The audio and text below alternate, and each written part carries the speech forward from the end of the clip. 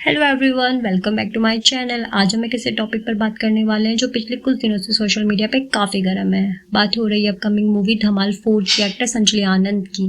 अगर आपने ट्रेलर देखा है तो आपने भी नोटिस किया होगा कि इंटरनेट पे इस मूवी को लेकर एक अलग ही डिबेट शुरू हो गई है। एक तरफ लोग कह रहे हैं कि बॉलीवुड कभी नहीं सुधरेगा और दूसरी तरफ अंजलि आनंद के फैंस उनको फुल सपोर्ट कर रहे हैं। लेकिन ये पूरी कॉन्ट्रोवर्सी आखिर है क्या? क्यों लोग अंजलि को टारगेट कर रहे हैं और क्यों उन्होंने इस पर क्या जवाब दिया? आज एक वीडियो पे हम इसकी कॉन्ट्रडिक्शन का ब्रेक डाउन करेंगे बिना किसी फालतू ड्रामे के। तो वीडियो को एंड तक ज़रूर देखना क्योंकि आज का टॉपिक काफ़ी इंटरेस्टिंग है। चलिए सबसे पहले करते हैं उस कॉन्ट्रडिक्शन के जिसकी वजह से सब कुछ डिबेट शुरू हुई है।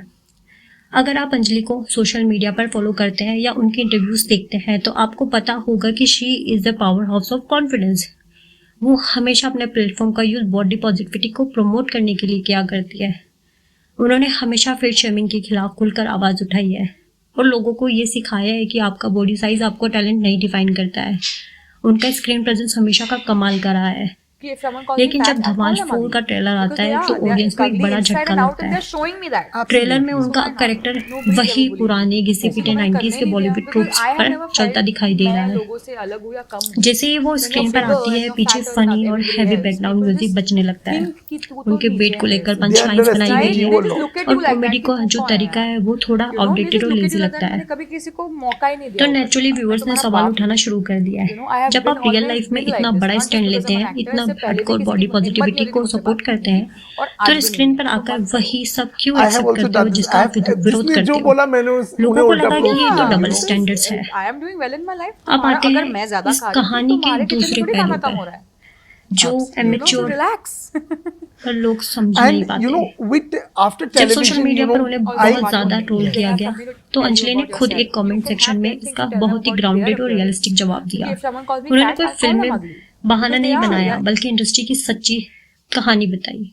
अंजलि ने साफ साफ कहा कि इंडस्ट्री में प्लस साइज एक्टर्स के लिए डाइवर्स और वेल रिटन और मीनिंगफुल रोल्स मिलना उतना आसान नहीं है जितना लोग सोचते हैं। चलिए थोड़ा गहराई में चलते हैं। अंजलि इंडस्ट्री में पिछले काफ़ी सालों से काम कर रही है। लगभग 2017 से वो टेलीविजन और फिल्मों में एक्टिव है। लेकिन ये आउटसाइडर के लिए कैरेक्टर एक्टर के लिए सर्वाइवल सबसे बड़ा फैक्टर होता है। हर महीने बिल्स पे करना होता है। इंडस्ट्री में अपनी विजिबिलिटी बनाए रखनी होती है। अगर आप हर उस स्क्रिप्ट को रिजेक्ट करने लगेंगे जो परफेक्ट नहीं है तो शायद आपको घर बैठना पड़ेगा। उनका पॉइंट सिंपल था, पहले आपको काम करना पड़ता है, इंडस्ट्री में अपनी एक स्ट्रॉन्ग पोजीशन बनानी पड़ती है ताकि आप उस लेवल पर पहुंचो सबको जहां डायरेक्टर आपके लिए खास तौर पर रोल्स लिखे, ना कि आपको किसी स्टीरियोटाइप में फिट करे। इट्स अ लॉन्ग गेम दोस्तों, और हर कोई शुरुआत में इस रोल को चूज करने के लिए पड़ता ही है। क्योंकि अब इंडस्ट्री की सच्चाई की बात कर रहे हैं तो चलिए एक और इम्पोर्टेंट मुद्दे पर बात कर लेते हैं जो है प्रिविलेज। बॉलीवुड इंडस्ट्री में और आउटसाइडर का को जो गैप है, वो इनसाइडर और आउटसाइडर का जो गैप है वो यहाँ पर साफ दिखता है। जब कोई बड़ा स्टार या कोई बहुत बड़ा एस्टेब्लिश एक्टर किसी मूवी को अजीब या क्वेश्चनेबल रोल करता है तो लोग क्या कहते हैं, अरे ये तो डायरेक्टर का विजन था, या एक्टर ने तो बहुत अच्छी कोशिश की पर स्क्रिप्ट ही अच्छी नहीं थी। उनकी पीआर टीम इन्हें बहुत आराम से बचा लेती है और उन्हें दोबारा बड़े बड़े ऑफर्स मिलते हैं। लेकिन जब एक कैरेक्टर एक्टर या आउटसाइडर की बात आती है तो उन्हें पास एक साथ 10 से 15 स्क्रिप्ट चूज करने का मौका नहीं मिलता है। उन्हें उन्हीं बची कुची स्क्रिप्ट में से एक सबसे बेस्ट ऑप्शन चूज करना पड़ता है। मुझे यहाँ पर भूमि पांडेकर की एक एग्जाम्पल याद आता है। जब उन्होंने 2015 में दम लगा के हईशा से डेब्यू किया था तब सबने उनकी एक्टिंग और मूवी को मैसेज की बहुत तारीफ की थी। लोगों को लगता था कि चलो अब बॉलीवुड बदल रहा है, लेकिन उसके तुरंत बाद मेन स्ट्रीम कॉमर्शियल रोल्स पाने के लिए उन्होंने मेजर फिजिकल ट्रांसफॉर्मेशन से गुजरना पड़ा।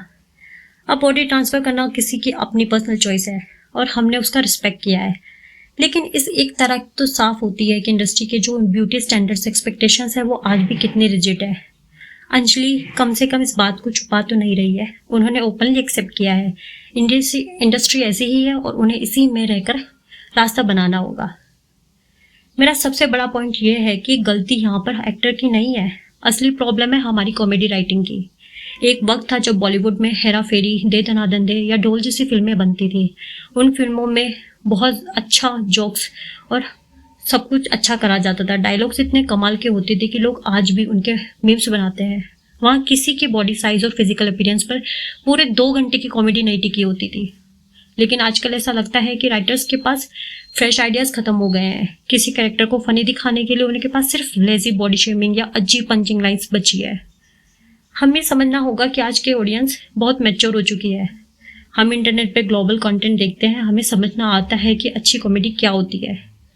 तो अब वक्त आ गया है कि बॉलीवुड के स्क्रिप्ट को भी अपग्रेड करना होगा। अगर राइटिंग बेहतर होगी तो एक्टर भी बेहतर एक्टिंग करेगा। So at the end of the day Anjali Anand को स्टैंड गलत नहीं था। एक एक्टर के रूप में उन्होंने सर्वाइव करना और काम करना ज़रूरी है। रियल लाइफ में उनकी बॉडी पॉजिटिविटी को लेकर जो कॉन्फिडेंस है वो अभी भी उतना ही रियल है। प्रॉब्लम इंडस्ट्री के माइंडसेट की है, जिसे बदलने में थोड़ा वक्त लगेगा। लेकिन अब आप लोग मुझे बताओ, आपको क्या लगता है, क्या एक एक्टर को ऐसा रोल बिल्कुल रिजेक्ट कर देना चाहिए जब तक उन्हें परफेक्ट स्क्रिप्ट ना मिले, या फिर आपको लगता है कि इंडस्ट्री में बने रहने के लिए ऐसे छोटे मोटे कॉम्प्रोमाइज करना पड़ता है? अपने थॉट्स नीचे कमेंट्स में ज़रूर शेयर करना। अगर वीडियो इन्फॉर्मेटिव लगती है तो इसे लाइक करना और अपने दोस्तों के साथ भी शेयर मत भूलना। और हाँ, अगर चैनल पर नए हो तो सब्सक्राइब जरूर कर लेना ऐसी ऑनेस्ट और इंटरेस्टिंग ब्रेकडाउन्स के लिए। मिलते हैं अगले वीडियो में, तब तक के लिए टेक केयर, बाय बाय।